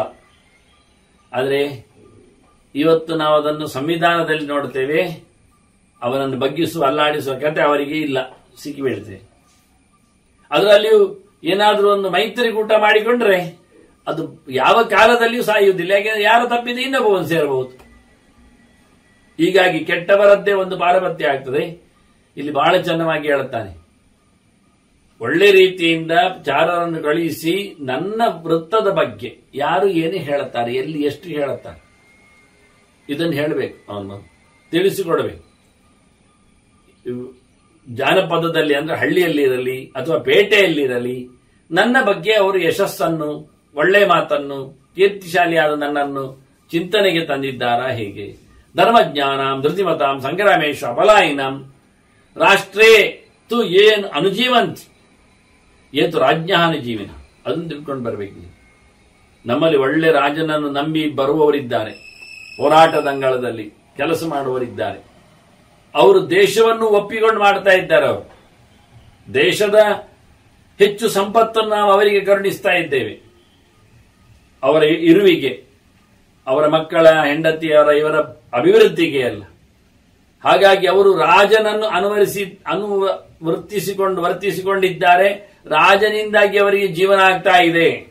ಹೀಗಾಗಿ ಅವರೆಲ್ಲ ಹೇಗಿದ್ದಾರೆ, ಯಾವ ಅಂಶದಲ್ಲಿ ರಾಜನ ಹೊಗಳಿಕೆಯನ್ನು ಮಾಡ್ತಾರೆ, ಯಾವ ಅಂಶದಲ್ಲಿ ರಾಜನನ್ನು ತಿದ್ದಲಿಕ್ಕೆ ಮಾಡಿಕೊಳ್ತಾರೆ, ಅದನ್ನು ನೋಡಿಕೊಳ್ಳಿ ತಿದ್ದಲಿಕ್ಕೋಸ್ಕರ. ಇದು ಮಾತ್ರ ಅಲ್ಲ, ಚಾರರಿಂದ ಅಮಾತ್ಯಾನಂಚ ಸರ್ವೇಶ ಮಧ್ಯಸ್ಥಾನಾಂಚ ಸರ್ವಶ. ಇವನ ಜತೆಯಲ್ಲಿದ್ದವರ ಬಗ್ಗೆಯೂ ಛೂ ಬಿಡಬೇಕು. ಅವನು ಮಂತ್ರಿಗಳ ಚಿಂತನೆಯನ್ನು ಅವನು ಮಾಡ್ತಾ ಇರಬೇಕು ಎಲ್ಲ ರೀತಿಯಿಂದ. ಬಹಳ ಚೆನ್ನಾಗಿ ಅವರದ್ದೆಲ್ಲ ಅರ್ಥ ಆಗಬೇಕು ಅವನಿಗೆ ಹೇಗಿದ್ದಾರೆ ಅಂತ. ಏಚತ್ವಾಭಿ ಪ್ರಶಂಸೆಯು ನಿಂದೆಯುರ ಅಥವಾ ಅವನ ಬೈತಾರೋ ಹೊಗಳ್ತಾರೋ ರಾಜನ ಚರ್ಯೆಗಳಿಗೆ ಅವರದ್ದೇ ಕಾಸ ಮಂತ್ರಿಗಳನ್ನು ಚಾರರು ಬೇರೆ ಬೇರೆ ರೀತಿಯನ್ನು ನೋಡಿಕೊಂಡಾಗ ಹೇಗಾಗುತ್ತೆ ಅಂತ ಕೇಳ್ತಾನೆ. ಮತ್ತೆ ಸರ್ವಾನ್ ಸುಪರಿಣೀತಾನ್ ತಾನ್ ಕಾರಯೇತಾಹ ಯುಧಿಷ್ಠಿರ. ಅವರು ಬಗ್ಗುವುದಿಲ್ಲ, ದುಡ್ಡು ನಂಗ್ತಾರೆ, ನಮಗೆ ಕೆಲಸ ಆಗಬೇಕು. ಆದ್ರೆ ಅಂತವರನ್ನು ಸಹ ರಾಜ ಗೊತ್ತಾಗದಂತೆ ಮತ್ತಷ್ಟು ಹಣವನ್ನು ಕೊಟ್ಟು ಅವರಿಂದ ಒಳ್ಳೆ ರೀತಿಯಾದ ಕೆಲಸ ಮಾಡಿಸಿಕೊಳ್ಳಬೇಕು, ಅವರನ್ನು ಬಗ್ಗಿಸಬೇಕು, ದಂಡಿಸಬೇಕು. ಮತ್ತೆ ರಾಜನ ವ್ಯವಸ್ಥೆ ಹೇಗುಂಟು ಕೇಳಿದ್ರೆ, ಎಲ್ಲರನ್ನೂ ರಾಜ ಯಾವ ಕಾಲದಲ್ಲಿ ಪೂರ್ತಿ ಸಂತೋಷಪಡಿಸ್ತೇನೆ ಅನ್ನೋ ಹಠದಲ್ಲಿ ಬರಲೇಬಾರದು. ಅದಾಗುವುದಿಲ್ಲ, ಇಲ್ಲವೇ ಇಲ್ಲ. ಒಬ್ಬೊಬ್ಬರ ಒಂದು ಬಗೆಯ ರುಚಿಯಾದ್ರಿಂದ ಹೇಗೆ ಹೇಳಲಿಕ್ಕಾಗ್ತದೆ? ಏಕಾಂತೇನೆ ಸರ್ವೇಶಾಂ ನಶಕ್ಯಂ ತಾತ ರೋಚಿತುಂ. ಕೊನೆಯ ಘಟ್ಟದಲ್ಲಿ ಪ್ರತಿಯೊಬ್ಬರನ್ನು ಒಂದೇ ರೀತಿಯಿಂದ ಒಬ್ಬರಿಂದಲೇ ಎಲ್ಲರನ್ನೂ ಸಹ ಸಂತೋಷಪಡಿಸಬೇಕು ಎನ್ನತಕ್ಕದ್ದು ಆಗುವಂಥದ್ದಲ್ಲ. ಆದಷ್ಟು ಪ್ರತಿಯೊಬ್ಬರಿಗೂ ಮಿತ್ರ ಮತೋ ಮಧ್ಯಂ ಸರ್ವಭೂತೇಶು ಭಾರತ. ಬಹಳ ಚಂದವಾದ ಮಾತನ್ನು ಭೀಷ್ಮ ಹೇಳ್ತಾನೆ. ಪ್ರತಿಯೊಬ್ಬನಿಗೂ ಫ್ರೆಂಡ್ಸ್ ಇರ್ತಾರೆ, ಎನಿಮೀಸ್ ಇರ್ತಾರೆ, ಮಧ್ಯಸ್ಥನೂ ಇರ್ತಾನೆ. ಆಯ್ತಾ? ಮೂರೇ ಬಗೆ. ಪ್ರತಿಯೊಬ್ಬರನ್ನು ಪ್ರೀತಿಸುವವರು ಇರ್ತಾರೆ, ಮಿತ್ರರು. ಅವನ ಏನು ಚರೆಯನ್ನು ನಿಂದಿಸುವವರು, ಟೀಕಿಸುವವರು ಇರ್ತಾರೆ. ಯಾಕೆ ಅಂತ ಇಲ್ಲ, ಅದವರ ಸ್ವಭಾವ. ಅದು ಅವರಿಗೆ ಊಟದೊಟ್ಟು ತಿಂಡಿ ತಿಂದಾಗೆ. ಅದರಂತೆ ಕೆಲವರು ಉದಾಸೀನ ಭಾವದಲ್ಲಿ ಇರ್ತಾರೆ, ಅವರಿಗೆ ಏನಿಲ್ಲ, ಪ್ಲಸ್ ಮೈನಸ್ ಇಲ್ಲ. ಹೀಗೆ ಪ್ರತಿಯೊಬ್ಬರಿಗೂ ಮೂರು ಬಗೆಯ ಜನರಿರ್ತಾರೆ, ಸಾತ್ವಿಕರು, ರಾಜಸರು, ತಾಮಸರು ಅಂತ. ಹಾಗಾಗಿ ಒಮ್ಮಿಂದೊಮ್ಮೆಲೆ ಎಲ್ಲಾ ಜನರನ್ನು ಒಂದೇ ಪ್ರಕಾರವಾಗಿ ಸಂತೋಷಪಡಿಸಲಾಗ್ತದೆ ಎಂದು ಎಣಿಸಬೇಡ. ಹಾಗಾಗುವುದಿಲ್ಲ. ಯಾಕೆಂದ್ರೆ ಪ್ರತಿಯೊಬ್ಬರಿಗೂ ಎಲ್ಲ ರೀತಿಯ ಜನರು ಇರ್ತಾರೆ, ಅದು ಶೋಭೆ. ಇನ್ನು ಕೃಷ್ಣ ಬಹಳಷ್ಟು ಹೇಳ್ತಾನೆ, ಸೋರು ಮಿತ್ರ ಹರಿ ಉದಾಸೀನ ವರ್ತಿಷ್ಯ ದ್ವೇಷ ಬಂಧುಸು ಸಾಧು. 7-8 ಜನರ ಪರಿಚಯ ಮಾಡಿಸ್ತಾನಲ್ಲಿ ಹೇಗಿರ್ತಾರೆ ಅಂತ. ಹಾಗೆ ಪ್ರತಿಯೊಬ್ಬರಲ್ಲಿಯೂ ಸಹ ಎಲ್ಲಾ ರೀತಿಯ ಜನರು ಅವರ ಇಷ್ಟವನ್ನು ಅನಿಷ್ಟವನ್ನು ಪಡೆಯುವುದರಿಂದ ಏಕಪ್ರಕಾರವಾಗಿ ಎಲ್ಲರಿಗೂ ಒಂದೇ ಪ್ರಕಾರವಾಗಿ ಸುಖ ಆಗುತ್ತೆ ಅಂತ ತಿಳ್ಕೊಳ್ಬೇಡ. ಧರ್ಮರಾಜ ಕೇಳ್ತಾನೆ ಭೀಷ್ಮರಥ, ಅಲ್ಲ ಈಗ ನಾನು ರಾಜ, ನಾನು ಅಂತ ಹೇಳೋದಿಲ್ಲ, ಸಮಾನವಾದ ಬಾಹುಬಲ ಉಂಟು, ಸಮಾನವಾದ ಗುಣವಂತಿಕೆ ಉಂಟು. ಇಲ್ಲಿ ಯಾರನ್ನು ಶ್ರೇಷ್ಠ ಹೇಳುದು ನಾವು? ಇದರಲ್ಲಿ ಯಾರ ರಾಜ ಆಗ್ತಾನೆ? ಯಾರನ್ನು ನೋಡಿಕೊಳ್ತಾನೆ ಪ್ರಜೆಗಳನ್ನು? ಯಾರು? ಸಮಾನವಾಗಿ ಬಂತಪ್ಪ. ಹಾಗಂದ್ರೆ ಒಂದೇ ರಾಜ್ಯದಲ್ಲಿ ಅಲ್ಲ, ಒಟ್ಟು ಇರುವಾಗ. ಹಾಗಾಗಿ ಯಾರಿಂದಾಗಿ ಹೋರಾಟ, ಯಾರಿಂದಾಗಿ ಗೆಲುವು ಹೇಗಿರುತ್ತದೆ? ಬಹಳ ಚೆನ್ನಾದ ಒಂದು ಪ್ರಶ್ನೆ ಕೇಳ್ತಾನೆ. ತುಲ್ಯ ಬಾಹುಬಲಾನಾಂಚ ತುಲ್ಯಾನಾಂಚ ಗುಣೇರ. ಗುಣಗಳಲ್ಲಿಯೂ ಸಮಾನತೆ ಇದೆ ವ್ಯಕ್ತಿಗೆ, ಅದರೊಟ್ಟಿಗೆ ಬಲದಲ್ಲಿಯೂ ಸಮಾನನಿದ್ದಾನೆ. ಹಾಗಾದ್ರೆ ಇದರಲ್ಲಿ ಯಾರು ಸೋಲುವುದು, ಯಾರು ಗೆಲ್ಲುವುದು, ಯಾರಿಗೆ ರಾಜ್ಯ, ಯಾರಿಗೆ ಎತ್ತರದಲ್ಲಿದ್ದಾನೆ? ಕಥ ಸ್ಯಾತ್ ಅಧಿಕ ಕಶ್ಚಿತ್ ಸಜಭುಂಜೀತ ಮಾನವನ್. ಈ ದೇಶದ ದೊರೆ ಆಗಲಿಕ್ಕೆ ಯಾರನ್ನು ಗಟ್ಟಿಗೆ ಹೇಳ್ತೀರಿ, ಯಾರನ್ನು ಇಟ್ಟುಕೊಳ್ತೀರಿ? ಹೇಗೆ ಹೇಳುವುದು? ಹೇಗೆ ವಾಸ್ತವವಾಗಿ? ಧರ್ಮರಾಜನ ಪ್ರಶ್ನೆ ಇದು ಭೀಷ್ಮರಲ್ಲಿ. ಸಮಾನರಾದಂತಹ ರಾಜರಲ್ಲಿ ಇವನು ಶ್ರೇಷ್ಠನಾಗುವುದು ಹೇಗೆ ಎನ್ನುವ ಪ್ರಶ್ನೆ. ಇವನಾಗಿ ಕಾಲುಕೆದಕ್ಕೆ ಹೋಗಿ ನೋಡುವ ಅಂದ್ರೆ ಅವನು ಅಮಾಯಕರ ಜೊತೆಯಲ್ಲಿ ಹೋರಾಟ ಮಾಡಬೇಕಾಗ್ತದೆ, ಸಾವು ನೋಡ್ಕೊಂಡು ಬರ್ತಾನೆ. ಹೀಗಾಗಿ ಸಮಾನವಾದಂತಹ ಅಕ್ಷೋಹಿಣಿ ಇದ್ದು ತೋಳುಬಲ ಇದ್ದು ವ್ಯವಸ್ಥೆ ಇದ್ದಾಗ ಯಾರದ್ರಲ್ಲಿ ಶ್ರೇಷ್ಠ ರಾಜ ಆಗುವುದು ಹೇಗೆ ಅಂತ ಕೇಳುತ್ತ. ಅದಕ್ಕೆ ಭೀಷ್ಮರು ಹೇಳುತ್ತಾರೆ, ನೋಡು, ಪ್ರಾಣಿಗಳನ್ನು ತಿನ್ನುವುದಿಲ್ವ? ಎಚ್ಚರಾಹ, ಇಲ್ಲಿ ಹೇಳ್ತೇನೆ, ಇನ್ನು ಮುಂದಕ್ಕೆ ಹೋಗ್ತೇನೆ. ಅಚರಾಹ ಎಚ್ಚರಾಹ ಅಚರಾನದ್ಯು, ನಡೆದಾಡುವ ಪ್ರಾಣಿಗಳು ನಡೆದಾಡದ್ದನ್ನು ತಿಂದು ಮುಗಿಸುವುದಿಲ್ವಾ? ನಡೆದಾಡದಿದ್ದದ್ದು ಗಿಡ ಮರಗಳು ಅಂತ ಅರ್ಥ. ಹಾಗಾಗಿ ನಡೆದಾಡುವವುಗಳು ನಡೆಲಾರದವರನ್ನೆಲ್ಲ ನುಂಗ್ತಾವ, ಮರಮಟ್ಟುಗಳು ನಾಶ ಆಗ್ತಾವ. ನಡೆದಾಡತಕ್ಕಂಥ ಪ್ರಪಂಚದಿಂದ, ಚರ ಪ್ರಪಂಚದಿಂದ, ಜೀವ ಪ್ರಪಂಚದಿಂದ, ಜನರ ಪ್ರಪಂಚದಿಂದ ಇವತ್ತಿನ ವ್ಯವಹಾರದ ಪ್ರಕರಣದಲ್ಲಿ ಒಂದು ಮುಖ ಹೇಳ್ತಾನೆ, ಎಲ್ಲರಿಗೂ ಒಂದೇ ರೀತಿಯಾದ ವ್ಯವಸ್ಥೆ ಹೇಳ್ತಾನ. ಎಚ್ಚರ ಅಚರಾನದ್ಯು ಅಂತ. ಚರ ಪ್ರಾಣಿಗಳು ಅಚರವಾದವುಗಳನ್ನು ನಾವೆಲ್ಲ ಚರರು ಅಂತ ಇಟ್ಟುಕೊಳ್ಳುವ. ನಾವು ಅಚರವಾದದ್ದನ್ನು ಗಿಡ ಮರಗಳನ್ನೆಲ್ಲ ನುಂಗುವುದಿಲ್ಲ, ತಿನ್ನುವುದಿಲ್ವಾ? ಇನ್ನು ಮುಂದಕ್ಕೆ ಹೋಗ್ತಾನೆ ಅವ ಹೇಳ್ತಾ, ವಾಸ್ತವವಾಗಿ ದಂಷ್ಟಿನಸ್ತತ ಅಂತ, ಹಲ್ಲು ಇಲ್ಲದವುಗಳನ್ನು, ಕೋರೆ ಹಲ್ಲುಗಳಿದ್ದವುಗಳು ನುಂಗ್ತಾವೆ. ಹೌದು, ಜಿಂಕೆ ಮೊದಲಾದನ್ನು ಹುಲಿ ತಿನ್ನುವುದಿಲ್ವಾ? ಅದು ಲೈಕ್ ಆಶೀವಿಷೈವ ಸ್ಕೃತ ಭುಜಂಗಾನ್ ಭುಜಗಾ ಇವ, ಅದರಂತೆ ಹಾವುಗಳನ್ನು ನುಂಗ್ತಾವೆ. ಇವ 12 ಉದ್ದದ ಗಾತ್ರದ ಹಾವು 8 ಉದ್ದದ ಗಾತ್ರ ಹಾವು ನುಂಗಿ ಬಿಡುತ್ತದೆ, ಅದರೊಳಗೆ ನೇರ ಹೋಗಿ ನಿಲ್ತದೆ. ಈ ರೀತಿಯಾಗಿ ಯಾವ ಕಾಲದಲ್ಲಿಯೂ ಮನುಷ್ಯ ಒಬ್ಬರನ್ನೊಬ್ಬರು ನುಂಗಿಕೊಂಡೇ ಇರುವುದು, ಕವಳಿಸ್ತಾನೆ ಇರ್ತಾರೆ. ಅದಕ್ಕೊಂದು ದೃಷ್ಟಾಂತ 3 ಬಗೆಯಿಂದ ಕೊಟ್ಟವ. ಮರಗಿಡಗಳಲ್ಲಿ ಕೊಟ್ಟ, ಕಾಡು ಪ್ರಾಣಿಗಳಲ್ಲಿ ಕೊಟ್ಟ, ಮತ್ತೆ ಹತ್ತಿರ ಬರ್ತಾ ಹಾವಿನಂತೆ ಅದಕ್ಕೆ ಕಾಲುಗಳು ಇಲ್ಲ ನೋಡಿ. ಹಾವುಗಳು ನಮ್ಮನ್ನು ಎದುರಿಸ್ತಾವೆ, ಹೊಡಿತಾವೆ, ಇನ್ನೇನು ಹೇಳೋ. ಮತ್ತೆ ನೀನು ಸುಮ್ಮನೆ ಎದ್ದು ಬಿಟ್ರೆ ಆದದ್ದಾಗ್ತದೆ ಅಂತ ಹೇಳಿಕೊಂಡ್ರೆ ಪೆಟ್ಟು ತಿನ್ಬೇಕಾಗಿದೆ. ಏತೇಭ್ಯಶ್ಚ ಪ್ರಯುಕ್ತ ಅಪ್ರಮತ್ತ ಸ್ಯಾತ್, ಇವರಿಂದ ಒಂದೊಮ್ಮೆ ನಾವು ಸುಮ್ಮನೆ ಕೂತ್ರೆ ಅದರೊಟ್ಟಿಗೆ ಏನಾಗುತ್ತೆ ಕೊನೆಗೆ? ರಾಷ್ಟ್ರೇ ಶತ್ರೋ, ವಾಸ್ತವವಾಗಿ ಸದಾ ಶತ್ರೋ ಹೋಯುದಿಷ್ಟು. ಯಾವತ್ತು ನೋಡಿದರೂ ಶತ್ರುಗಳಿಂದ ಅವ ಸಿಕ್ಕಿ ಬೀಳುತ್ತಾನೆ. ಇವುಗಳನ್ನು ಚೆನ್ನಾಗಿ ಯೋಚನೆ ಮಾಡಿಕೊಂಡಾಗ ಅವನು ಬದುಕ್ತಾನೆ. ಲೋಕ ಹೇಗುಂಟು ಕೇಳಿದ್ರೆ, ಭಾರುಂಡ ಸದೃಶಾಹ ಏತೆ ನಿಪತಂತಿ ಪ್ರಮಾದ್ಯತ. ಎಚ್ಚರ ತಪ್ಪಿದ ರಾಜನಿಗೆ ಆರಾಮವಾಗಿ ಜೋಜಾಡುತ್ತಾನೋ ಇನ್ನಿತರ ವಿಶೇಷವಾದ ದುರ್ವ್ಯಸನಗಳಲ್ಲಿ ನೆಲೆಗೊಂಡಿದ್ರೆ ಅಂಥವನ ಮೇಲೆ, ರಾಜ್ಯದ ಮೇಲೆ, ರಾಜನ ಮೇಲೆ ದೊಡ್ಡ ಹದ್ದು ಹಾರಿದಾಗೆ. ಬಹಳ ಗಮ್ಮತ್ತು. ಹದ್ದು ಎಲ್ಲಿಯೋ ಇರ್ತದೆ, ಅದರ ಬೇಟೆಯನ್ನು ಗಮನಿಸ್ತಾ ಇರ್ತದೆ, ಏಕಪ್ರಕಾರದಲ್ಲಿ ಓಡಿ ಬರ್ತದೆ. ಹೆಲಿಕಾಪ್ಟರ್ ನಮ್ಮ ಯಂತ್ರ ಇಳಿಯೋಕ್ಕಿಂತ ಮೊದಲು ಅದು ಇಳಿತದಂತೆ, ಅಷ್ಟು ಸ್ಪೀಡ್. ಹದ್ದು ಇಳಿತದೆ, ಅದರ ಬೇಟೆಯನ್ನು ಒಯ್ತದೆ. ಹಾಗೆ ಒಳ್ಳೆಯ ರೀತಿಯಿಂದ ಕೆಲಸ ಮಾಡದ ರಾಜ ಶತ್ರುಗಳ ಪಾಳೆಯದಲ್ಲಿ ಸಿಕ್ಕಿಬೀಳುತ್ತಾನೆ, ಅವನು ಸೋತು ಹೋಗ್ತಾನೆ. ವಾಸ್ತವವಾಗಿ ಆದ್ದರಿಂದ ಎಚ್ಚರವನ್ನು ತಪ್ಪಿಸಿಕೊಳ್ಳದೆ ಬಹಳ ಚೆನ್ನಾಗಿ ಇರಬೇಕವನು. ಹಾಗಿದ್ರೆ ಅವನಿಗೇನಾಗುವುದಿಲ್ಲ. ಈಗ ಕೇಳ್ತಾನೆ ಭೀಷ್ಮನೇ, ನಿನ್ನ ಜನರು ಚೆನ್ನಾಗಿದ್ದಾರಲ್ವಾ? ಕಚ್ಚಿತ್ತೆ ವಾಣಿಜ್ಯ ರಾಷ್ಟ್ರೇ ನೋದ್ವಿಚಂತಿ ಕರಾರ್ಧಿತ. ಕಂಡಾಬಟ್ಟೆ ಟ್ಯಾಕ್ಸ್ ಹಾಕಿ ಅವರನ್ನು ನೆಪ್ಪೆನೈ ಮಾಡದೆ ನಿನ್ನ ಊರಿನ ದೇಶದ ವ್ಯಾಪಾರಿಗಳು ಏನು ತೊಂದರೆ ಇಲ್ಲಲ್ವಾ? ಹೌದಾದ್ರೆ ನಿನಗೆ ಒಳ್ಳೆ ರೀತಿಯಾದ ಭವಿಷ್ಯ ಇದೆ ಅಂತ ಅರ್ಥ. ಅವರನ್ನು ಅನ್ಯಾಯ ಗಳಿಸ್ತಾ ಇದ್ರೆ ಹೆಚ್ಚು ಟ್ಯಾಕ್ಸ್ ಹಾಕಿ ಮತ್ತೊಂದು ರೀತಿಯಿಂದ ಅವರಿಗೆ ಕಮ್ಮಿ ಮಾಡಿಕೊಂಡು ಬದುಕಲಿಕ್ಕೆ ಹೇಳಿಕೊಡಬೇಕು. ಖುಷಿ ಪಡ್ತಾರ. ಕ್ರೀಣಂತಹ ಬಹುನಾ ಅಲ್ಪೇನ ಕಾಂತಾರ ಕೃತ ನಿಶ್ಚಯ. ನೀನು ವ್ಯಾಪಾರಿಗಳಿಗೆ ಕಂಡಾಬಟ್ಟೆ ಟ್ಯಾಕ್ಸ್ ಹಾಕಿದ್ರೆ ಅವರ ಸಣ್ಣ ಕೆಲಸ ಇರಲಿ ದೊಡ್ಡ ಕೆಲಸ ಇರಲಿ, ಯಾಕೆಂದ್ರೆ ಸಣ್ಣ ಕೆಲಸಕ್ಕೆ ಇನ್ವೆಸ್ಟ್ ಮಾಡುವಾಗ ಸಣ್ಣದ್ರಲ್ಲಿ ಮಾಡ್ತಾನೆ, ದೊಡ್ಡ ಕೆಲಸಕ್ಕೆ ದೊಡ್ಡ ರೀತಿಯಲ್ಲಿ ಮಾಡ್ತಾನೆ. ಆದ್ರಿಂದ ಎರಡು ಕಡೆಯಲ್ಲಿ ವ್ಯವಸ್ಥೆ ಒಂದೇ ನಮನಿ.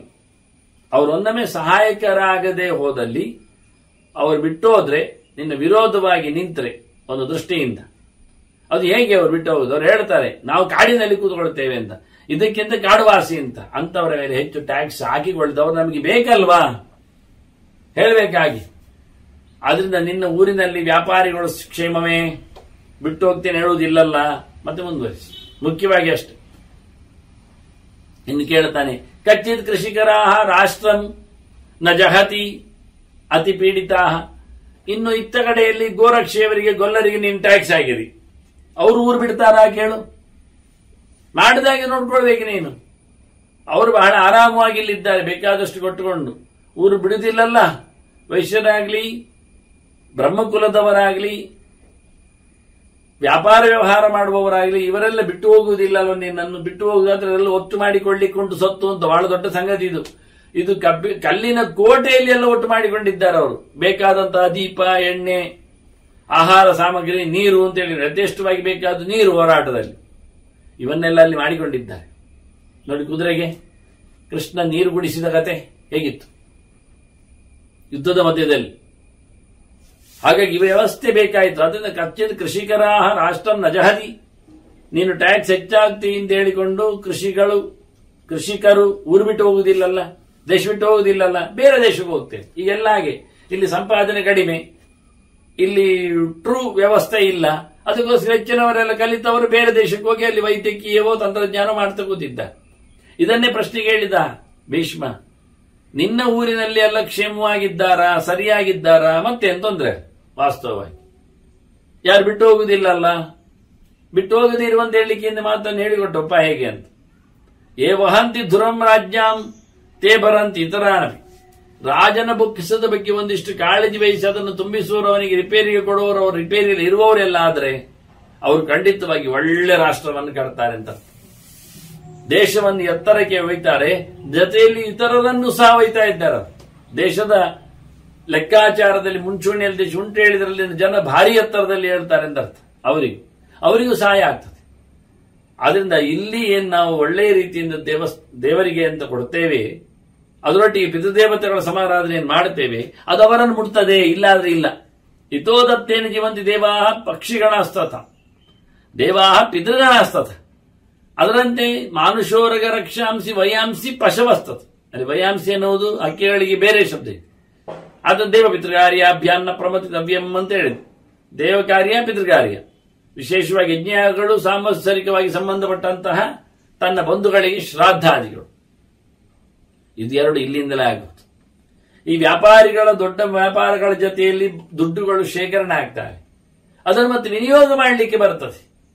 ಹೀಗೆ ವಿನಿಯೋಗ ಮಾಡಿಕೊಂಡು ಅವನು ವಿಶೇಷವಾಗಿ ದೇಶದಲ್ಲಿ ಎಲ್ಲರೂ ಉಳಿಯುವಂತೆ ಮಾಡಿರ್ತಾನೆ, ಹೊರಗೆ ಹೋಗದಂತೆ ಅವರನ್ನು ನೋಡಿಕೊಡುತ್ತಾನೆ. ವಾಸ್ತವವಾಗಿ ಇದೇ ರೀತಿಯಾಗಿ ಮನುಷ್ಯರ ಮತ್ತೆ ಪ್ರಾಣಿ ಪಕ್ಷಿಗಳ ಮತ್ತೆ ಇತರ ಪ್ರಾಣಿಗಳ ಎಲ್ಲದರ ಬದುಕು ಸಹ ಇದೇ ರೀತಿಯಾಗಿ ನಿಂತಿದೆ. ನಾವು ಏನು ಮಾಡಿದ್ದೇವೆಯೋ, ಏನು ಮಾಡ್ಲಿಕ್ಕೆ ಬಿಟ್ಟೇವೆಯೋ ಅದರಿಂದಾಗಿ ದೇಶದಲ್ಲಿ ಸುಭಿಕ್ಷೆ ಬರುವಂಥದ್ದು. ಇದಕ್ಕೊಂದು ಬಹಳ ಚಂದವಾದಂತಹ ಚಿಂತನೆಯನ್ನು ಕೊಡ್ತಾನೆ ಅಂಗಿರಸರು ಮಾತಾಡಿದ ಧರ್ಮದ ವ್ಯಾಖ್ಯೆ.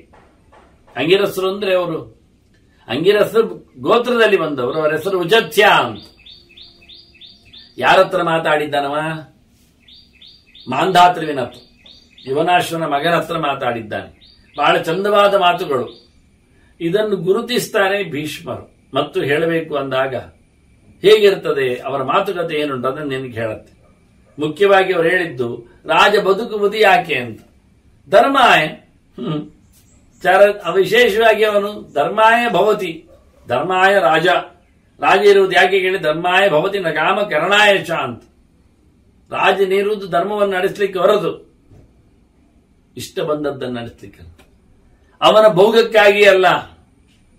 ಅವನು ವಿಶೇಷವಾಗಿ ಬಂದದ್ದು ಧರ್ಮದ ಪ್ರತಿಷ್ಠೆ ಮಾಡಲಿಕ್ಕೆ ಹೊರತು ಕಾಮದ ಅರ್ಥದ ಪ್ರತಿಷ್ಠೆಗಾಗಿ ಅಲ್ಲ. ಅದು ಮುಖ್ಯ ತಿಳಿಬೇಕಾದ್ದು ಅಂತಾನೆ. ಬಾಂಧಾತರಿಗೆ ಹೇಳುವಾಗ ಅವನು ಹೇಳಿದ ಮಾತುಗಳು ಹೇಗಿತ್ತು ಅಂತ. ಧರ್ಮಾಯ ರಾಜ ಭವತಿ ನ ಕಾಮ ಕರಣಾಯ ಚ. ಹಾಗೆಯೇ ಮಾಂಧಾತೃವಿನ ಹತ್ರ ಹೇಳ್ತಾನೆ, ಮಾಂಧಾತೃ ಅಭಿಜಾನೀಹಿ ಮಾಂಧಾತಃ ಅಭಿಜಾನೀಹಿ ರಾಜಾಲೋಕಸ್ಯ ರಕ್ಷಿತ. ಇಡೀ ಲೋಕದ ರಕ್ಷೆ ಯಾರು ಮಾಡುವುದು? ಅದು ರಾಜ. ನನ್ನ ರಾಜನಲ್ಲಿ ಎಷ್ಟು ಭರವಸೆ ಉಂಟು ನೋಡಿ, ಮಾಡಲೇಬೇಕು ಅಂತ ಹೇಳ್ತಾನೆ. ವಿಶೇಷವಾಗಿ ರಾಜ ಧರ್ಮಕ್ಕೋಸ್ಕರ ಬಂದದ್ದು. ರಾಜ ಪಾಪ ಮಾಡಲಿಕ್ಕಲ್ಲ. ಹಾಗಾಗಿ ಧರ್ಮ ರಾಜನನ್ನು ಕಾಪಾಡಬೇಕೀಗ. ರಾಜ ಧರ್ಮವನ್ನು ಕಾಪಾಡಬೇಕು. ಇದು ಮುಖ್ಯವಾದ ಮಾತವಾದ ಹೇಳಲಿಕ್ಕೆ ಹೊರಟ ಮಾತು. ಹಾಗೆ ರಾಜನೇ ಲೋಕದ ರಕ್ಷಣೆಯನ್ನು ಮಾಡುವ ಒಂದು ಮುಖ್ಯ ಆಯ್ತಲ್ಲ, ರಾಜ ಲೋಕಸ್ಯ ರಕ್ಷಿತ ಅಂತ. ಇನ್ನೊಂದು ರಾಜ ಚರತಿ ಚೇತ್ ಧರ್ಮಂ ದೇವತ್ವ ಏವ ಕಲ್ಪತೆ, ಸಚೇತ್ ಅಧರ್ಮಂ ಚರತಿ ನಿಲಯ ಏವ ಗಚ್ಚತಿ. ರಾಜ ಸ್ವತಃ ಮಾಡುವಂಥದ್ದು ಒಳ್ಳೇದಾದ್ರೆ ಅವನಿಗೆ ಒಳ್ಳೇದಾಗ್ತದೆ. ರಾಜ ಸ್ವಯಂ ಕೆಟ್ಟದ್ದು ಮಾಡಿದರೆ ಅವನಿಗೆ ಕೆಟ್ಟದಾಗ್ತದೆ. ಇಲ್ಲ, ಅವರವರ ಧರ್ಮದಲ್ಲಿ ಅವರು ಇರಬೇಕಂದಾಗ ಎಲ್ಲರಿಗೂ ಒಂದೇ ಬಗೆ. ಆದ್ರೂ ರಾಜ ಸಂಕೋಚ ಪಡದೆ ಧರ್ಮವನ್ನು ದೇವರ ಮೇಲಿನ ಪ್ರೀತಿಯಿಂದ ಬಿಟ್ಟುಕೊಟ್ಟು ಮಾಡಿದರೆ ಅವನು ಯಾವ ಕಾಲದಲ್ಲಿಯೂ ಸಹ ಹಾಳಾಗುವುದಿಲ್ಲ, ಸ್ವರ್ಗಕ್ಕೆ ಹೋಗ್ತಾನೆ. ನ ವೇದ ಧರ್ಮಂ, ಅವನು ಒಂದೊಮ್ಮೆ ನಚೇತ್ ಅಧರ್ಮಂ ಚರತಿ, ಅವನು ತಪ್ಪು ಮಾಡಲಿಕ್ಕೆ ಹೊರಟ್ರೆ ನರಕಾಯವ ಗಚ್ಚತಿ, ಅವನು ನರಕಕ್ಕೆ ಹೋಗ್ತಾನೆ. ಆದ್ರಿಂದ ರಾಜ ಒಳ್ಳೆದು ಮಾಡಲೇಬೇಕು, ಅಧರ್ಮ ಮಾಡಲಿಕ್ಕೆ ಇಲ್ಲ. ಹಾಗಾಗಿ ಊರಿನವರು ಸಹ ಅದೇ ರೀತಿಯಲ್ಲಿ ಮಾಡ್ತಾರೆ. ಧರ್ಮೇ ತಿಷ್ಟಂತಿ ಭೂತಾನಿ ಧರ್ಮವು ರಾಜನೇ ತಿಷ್ಟತಿ. ಊರಿನ ಜನರಲ್ಲಿ ಧರ್ಮ ಮಾಡಿದ್ರೆ ಧರ್ಮನೇ ರಾಜನಲ್ಲಿ ಬಂದು ಕೂತ್ಕೊಳ್ತಾನೆ, ತಾನು ಮಾಡಿಸ್ತಾನೆ. ಹಾಗೆ ರಾಜ ಅಂದ್ರೆ ಧರ್ಮ ಆಗಿ ಹೋಗ್ತದೆ. ಮೊದಲು ರಾಜ ಧರ್ಮವನ್ನು ಮಾಡ್ತಾ ಬರಬೇಕು, ಮತ್ತೆ ಅವನಲ್ಲಿ ರಾಜಧರ್ಮ ಒಂದು ಕೂತ್ಕೊಳ್ಳುತ್ತದೆ ಮುಖ್ಯವಾಗಿ. ಹೀಗೆ ಧರ್ಮದ ರಾಜನ ಕತೆ. ಇಲ್ಲ ಆದ್ರೆ ಅವನು ಧರ್ಮ ಬಿಟ್ರೆ ಕೆಟ್ಟದಾಗಿ ಹೋಗ್ತಾನೆ, ನರಕಾದ್ಯಗಳನ್ನು ಪಡಿತಾನೆ, ಜನರಂತೆ ಆಗಲ್ಲ. ಆದ್ರಿಂದ ತಮ್ಮ ರಾಜ ಸಾಧು ಯಶ್ ಶಾಸ್ತಿ ಸರಾಜ ಶ್ರೇಯಮಶ್ನುತೆ. ಇನ್ನು ಯಾರು ರಾಜ್ಯವನ್ನು ಚೆನ್ನಾಗಿ ನೋಡಿಕೊಳ್ತಾರೆ, ಮುತುವರ್ಜಿ ವಹಿಸಿ ರಾಜ್ಯ ಭಾರ ಮಾಡುತ್ತಾರೆ, ಅಂತವ್ರು ನಿಜವಾಗಿ ಒಳ್ಳೆ ರಾಜ ಅಂತ ಅರ್ಥ. ಬೇಕಾದಷ್ಟು ಸಂಪತ್ತು ಅವರಿಗೆ ಬರ್ತದೆ. ಅದೇ ಒಮ್ಮೆ ರಾಜ ಪರಮ ಅಧರ್ಮಾತ್ಮ, ಕೆಟ್ಟ ಕೆಲಸ ಮಾಡುವವ, ಆದ್ರೆ ಲಕ್ಷ್ಮೀಮಾನ್, ದುಡ್ಡುಂಟು, ಕೊಪ್ಪರಿಗೆ ಎಳೆದು ಹಾಕ್ತಾನೆ. ಆ ರಾಜನನ್ನು ಪಾಪ ಉಚ್ಯತೆ, ಅವನು ಕೆಟ್ಟವ, ಪಾಪಿ ಅಂತ ಕರೀತಾರೆ. ಪಾಪ ಅಂದ್ರೆ ಸಂಸ್ಕೃತದಲ್ಲಿ ಪಾಪ, ಸಂಸ್ಕೃತ ನಪುಂಸಕದಲ್ಲಿ ಪಾಪಂ, ಪುಲ್ಲಿಂಗ ಸ್ತ್ರೀಲಿಂಗ ಆಗಿದ್ರೆ ಯಾರಲ್ಲಿ ಉಂಟು ಅವನನ್ನು ಹೇಳ್ತದೆ. ಇಲ್ಲಿ ನಿಜವಾಗಿ ಇಲ್ಲಿ ರಾಜ ಒಳ್ಳೆದು ಮಾಡದೇ ಇದ್ರೆ ದುಡ್ಡಿದ್ದವನಾದ್ರೂ ಪಾಪಿ ಅನಿಸ್ತಾನೆ. ಆದ್ರಿಂದ ಅವನಿಗೆ ದೇವತೆಗಳು ದೇವಾಶ್ಚ ಗರ್ಹಾಂ ಗಚ್ಚಂತಿ, ದೇವತೆಗಳು ಬೈತಾರೆ. ಪುಣ್ಯ ಪುರುಷಾರ್ಥ ಇಲ್ಲದ, ಯಜ್ಞ ಯಾಗ ಇಲ್ಲದ, ದುಡ್ಡು ಮಾಡಿದ ಕಥೆಯನ್ನು ನೆಲೆಯಲ್ಲಿ ದೇವತೆಗಳು ಬೈತಾರೆ. ಮತ್ತೆ ಜನರು ಹೇಳ್ತಾರೆ ಧರ್ಮೋ ನಾಸ್ತಿ ಇತಿ ಚೋಚ್ಯತೆ. ಊರಿನಲ್ಲಿ ಜನರು ಹೇಳ್ತಾರೆ ಧರ್ಮ ಇಲ್ಲ ರೀ, ಎಲ್ಲ ಅಧರ್ಮ, ಅನ್ಯಾಯ, ಅಸತ್ಯ ಹೇಳಿಕೊಂಡು ಧರ್ಮ ಉಳಿಸುವಂತೆ ಆಗಲಿಕ್ಕೆ ರಾಜರ ಪ್ರಧಾನವಾದ ಕರ್ತವ್ಯಗಳಿರ್ತವೆ. ಅದನ್ನು ಉಲ್ಲೇಖ ಮಾಡಲಿಕ್ಕೋಸ್ಕರ ದೊಡ್ಡ ರಾಜರ ಕಥೆಯನ್ನು ಹೇಳಿದ್ರು. ಇನ್ನು ಬಹಳಷ್ಟು ಮಾತುಗಳನ್ನು ಹೇಳ್ತಾರೆ ಮಾಂಧಾತೃವಿಗೆ, ಮುಖ್ಯವಾಗಿ ಋಷಿಗಳು. ಋಷಿ ಪರಂಪರೆಯಿಂದ ಬಂದಿರತಕ್ಕ ಮಾತು, ರಕ್ಷಣೆ ವ್ಯವಸ್ಥೆಯಲ್ಲಿ ಧರ್ಮವನ್ನು ಮಾಡಲಿಕ್ಕೆ ಬೇಕು, ಅಧರ್ಮವನ್ನು ಮಾಡಲಿಕ್ಕೆ ಬಾರದು. ಧರ್ಮದಿಂದ ಸ್ವರ್ಗಾದಿಗಳನ್ನು ಪಡೀಲಿಕ್ಕಾಗ್ತದೆ, ಅಧರ್ಮದಿಂದ ಸಾಧ್ಯ ಇಲ್ಲ. ಅದರ ರಾಜನೇ ಇದಕ್ಕೆ ಅಥಾರಿಟಿ, ಪ್ರಜೆಗಳು ರಾಜನನ್ನು ಮಾಡಿದ್ದು ನೋಡಿ ಮಾಡ್ತಾರೆ. ಹಾಗಾಗಿ ಪ್ರಜೆಗಳಲ್ಲಿ ಆಗಿರತಕ್ಕಂಥ ತಪ್ಪುಗಳು ರಾಜನನ್ನು ಸಂಕ್ರಮಗೊಳ್ಳುತ್ತದೆ. ಇದನ್ನೇ ಪಾದಭಾಗದಲ್ಲಿ ಹೇಳ್ತಾರೆ. ಇದನ್ನು ಉಲ್ಲೇಖ ಮಾಡಿದ್ದು ಉಂಟು. ಹಾಗೆ ಪಾದಾಂಶ ರಾಜನಿಗೆ ಪ್ರಜೆಗಳಿಂದ ಬರುವಾಗ ಅವನದ್ದೇನುಂಟು ಕಾಂಟ್ರಿಬ್ಯೂಷನ್, ಅದು ತಿಳ್ಕೊಳ್ಳಿಕ್ಕೆ. ಬಿಟ್ಟೋದಾಗ ಇಲ್ಲೇ ಹೇಳಿದ ಯಾವುದು ಅದು ಹೋಗ್ತದೆ ಅಂತಾರೆ, ಎಲ್ಲ ಇಲ್ಲ ವಾಸ್ತವವಾಗಿ. ಅದನ್ನ 3 ಪಾದಗಳು ಹೋಗುವುದು ಒಂದು ಪಾದದಿಂದ ಸಾಕಾಗ್ತದೆ, ಮುಕ್ಕಾಲು ಭಾಗ ಹೋಗಲಿಕ್ಕೆ. ಕಾಲು ಭಾಗವನ್ನು ಇಟ್ಟುಕೊಂಡು ದೊಡ್ಡದು ಮಾಡಿ ಅದನ್ನು ಜನರಿಗೆ ಅಭ್ಯಾಸ ಆಗುವಂತೆ ಆಗಬೇಕು. ಹೀಗೆ ರಾಜ ಒಳ್ಳೆ ರೀತಿಯಿಂದ ಸಾಧು ಒಳ್ಳೆ ಪ್ರಕಾರದಿಂದ ರಾಜ್ಯಭಾರ ಮಾಡಿದ್ರೆ, ಶಾಸನ ಮಾಡಿದ್ರೆ, ರಾಜ್ಯಭಾರ ಅಂದ್ರೆ ಶಾಸನ ಅಂದ್ರೆ ಅವನು ಹೇಳಿಕೊಟ್ಟಾಗೆ ನಡೆಸುವಂಥದ್ದು. ಇದನ್ನು ಮಾಡಿಕೊಟ್ರೆ ರಾಜ ಬೇಕಾದಷ್ಟು ಸಂಪತ್ತನ್ನು, ಸವಲತ್ತನ್ನು, ಶ್ರೀಮಂತಿಕೆಯನ್ನು, ಜೊತೆಯಲ್ಲಿ ಕೀರ್ತಿಯನ್ನು, ಹಾಗೆ ಎತ್ತರವಾದ ಯಶಸ್ಸನ್ನೆಲ್ಲ ಪಡಿತಾನೆ. ಅಧರ್ಮ ಮಾಡಿದ್ರೆ ರಾಜನನ್ನು ದೇವತೆಗಳು ಬೈತಾರೆ, ಪ್ರಜೆಗಳು ಬೈತಾರೆ, ಇವ ರಾಜ ಚೆನ್ನಾಗಿಲ್ಲ ಅಂತ ಹೇಳ್ತಾರೆ. ಅಧರ್ಮವನ್ನು ಗುರುತಿಸುವುದು ಬೇಗ ಜನ, ಆಗದಂತೆ ಆಗಲಿ, ಧರ್ಮದ ದೇಶ ಆಗಲಿ ಅಂತ ಹೇಳಿ ಭೀಷ್ಮರು ಬಹಳ ಚೆನ್ನಾಗಿ ಹೊಸ ಒಂದು ಬಹಳ ದೀರ್ಘವಾದ ಸಂವಾದ ಇದು. ಆಂಗಿರಸರು ಮತ್ತು ಮಾಂಧಾತೃ ರಾಜನಿಗೆ ಆಗಿರತಕ್ಕಂಥ, ಅಂದ್ರೆ ಉಚತ್ಯನಿಗೆ ಮತ್ತು ಮಾಂಧಾತೃ ಆಗಿರತಕ್ಕಂತಹ ಸಂವಾದವನ್ನು ಮತ್ತೆ ನಾವು ಧರ್ಮದ ನೆಲೆಯಲ್ಲಿ ಚಿಂತನೆಗೆ ತರುವ ವಂದನೆಗಳು. ಶ್ರೀಕೃಷ್ಣ ನಾರಾಯಣ ನಾರಾಯಣ ನಾರಾಯಣ.